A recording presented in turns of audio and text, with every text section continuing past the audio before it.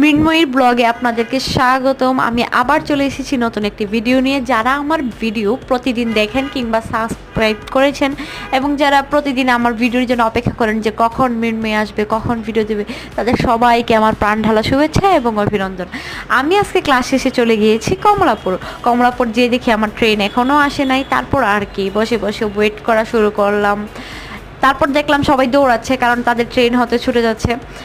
আমার ট্রেনও চলে আসলো এর মধ্যে। আমি আমার ট্রেনে উঠে পড়লাম। ট্রেনে ওঠার কয়েক মিনিট পরেই ট্রেন টানা শুরু করলো।